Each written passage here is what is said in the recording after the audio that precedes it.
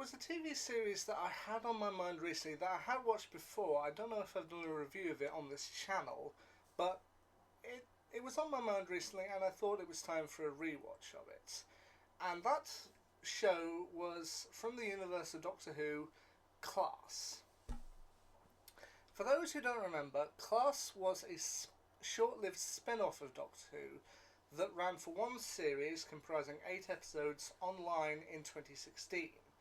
It was originally slated to be released on BBC Three, the BBC channel where they would normally air kind of more risque items or shows, stuff that the general audience wouldn't really be okay with. I mean, that's where they'd launched Torchwood, so it seemed fair enough.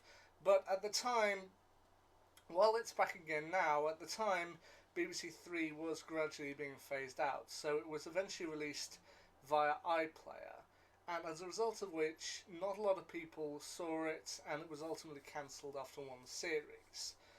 But to kind of give you a brief view for those who don't know what this show was about, it was a spin-off taking place at Coal Hill School, and a location synonymous with Doctor Who at that point, as that's where Doctor Who had first started back in the 1960s. The show focused on Coal Hill School, now Coal Hill Academy, and 4 sixth form students kind of working together in order to defend Earth and Coal Hill from various extraterrestrial threats. The characters in the show, as I said, they mainly consisted of the 4 sixth formers, those being Tanya Adeola, played by Vivian Opara, who played a character who was... Each of the characters, it was implied there was something kind of different or unusual about them. With Tanya, hers was probably the most normal, and that was while everyone else in the show is kind of around 17, the sixth form age, she is implied to be 14 years old and implied to have skipped ahead a couple of grades. And she does have heightened intelligence, but then also feels kind of pressure from her parents and from people around her to kind of live up to her potential, while at the same time feeling a little bit out of place among everyone else. Next up was April McLean, played by Sophie Hopkins. She is shown at the beginning of the series to be rather a social outcast, but then does gradually fit in with kind of other people around her. And the odd thing about her is that in the first episode, For Tonight We Might Die, I should have probably mentioned the Shadowkin. While the team faced numerous different kind of alien threats, the one they faced the most was the Shadowkin, kind of monstrous creatures from a dark world, led by their Shadowkin leader, Korakynus, played by Doctor Who veteran Paul Mark Davis, who had previously portrayed the Future-Kind leader in the Doctor Who episode Utopia and the Trickster in the Sarah Jane Adventures. Now, in the first episode, April ends up kind of fighting off against him, and then they end up sharing the same heart. So while she is kind of socially outcast, she also now has an alien sharing her heart with an alien monster. So that's kind of what's unusual about her. Next up was Charlie Smith, played by Greg Austin. Now the idea of him is that he came from another planet, he is effectively an alien, and he is also gay. To which this show, while I can't say a lot about some of the other characters, it did have very good representation, not only with people of different races, classes, ethnicities, religions, it also showed kind of different sexual orientations and different disabilities. So it was somewhat good for its time. Anyway, as I said, Charlie is gay and he is also the prince of an alien race. He's also linked with another main character in the series, their physics teacher, Andrea Quill, played by Catherine Kelly. The two of them both came from a planet called Rhodia, and while Charlie was a prince on that world, Quill led an uprising amongst her people, but they were so busy fighting amongst themselves they didn't see the Shadowkin coming, and so their world was ultimately ravaged. However, they were saved by the Doctor, to which I'll get to him in a minute. The last character of the main batch was Ram Singh, played by Fadi El Said, a name I apologise if I mispronounced, but Ram is shown at the beginning of the series to be somewhat bully, somewhat the kind of popular kid who's the star football player and doing really well. However, following a series of tragic events, his girlfriend ends up being killed in the first episode, and he also ends up losing his leg when it's chopped off by Korakynus. even so, he does actually manage to somewhat hop on one leg and knock Karakinas back into the void with his own strength, which is quite impressive. Other characters who would kind of appear throughout the series included Charlie's boyfriend, Mateusz Andrzejewski, played by Jordan Renzo.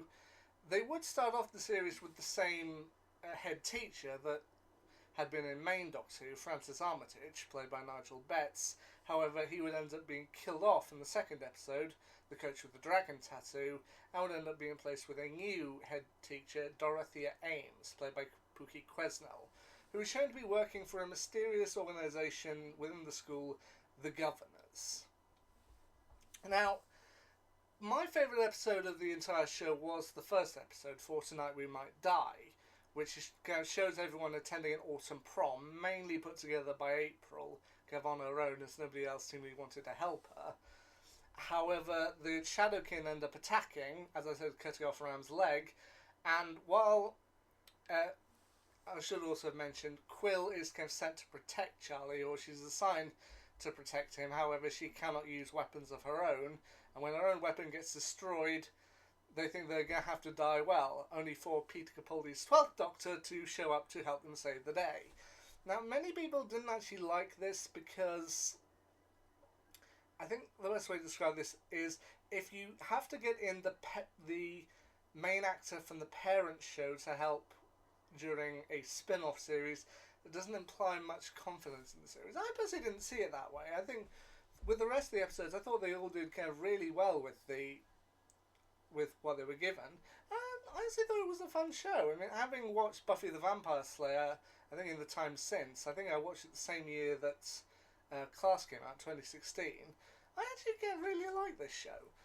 And it would show the kind of gang kind of getting together to fight various different alien creatures. As I said, mostly they faced off against the Shadowkin and Karakinas, but they would also face off against a dragon creature, one of which had kind of implanted itself into a tattoo on the skin of the football coach.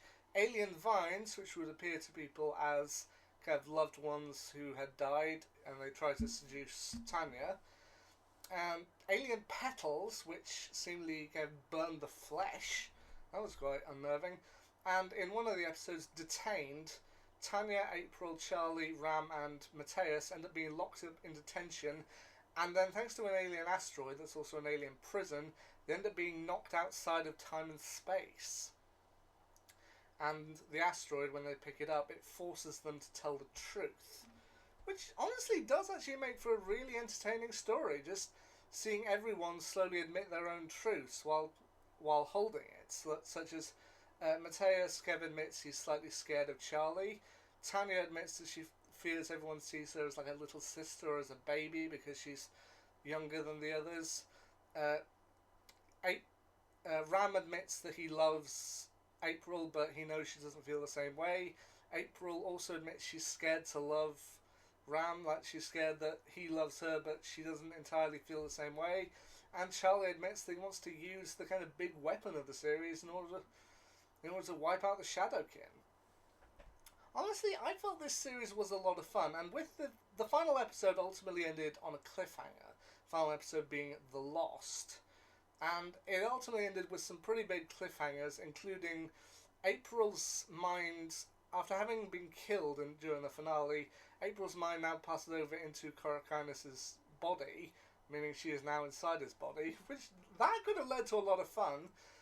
Also, Quill, in the penultimate episode, The Metaphysical Angel, what Quill did, Quill is now pregnant. That would have been interesting to find out about.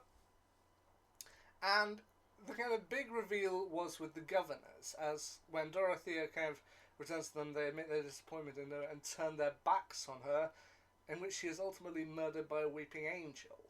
And the Governors, led by a character played by actor Cyril Uri, or something like that, who had previously appeared in the Sarah Jane Adventures, he now admits they will be ready for the arrival.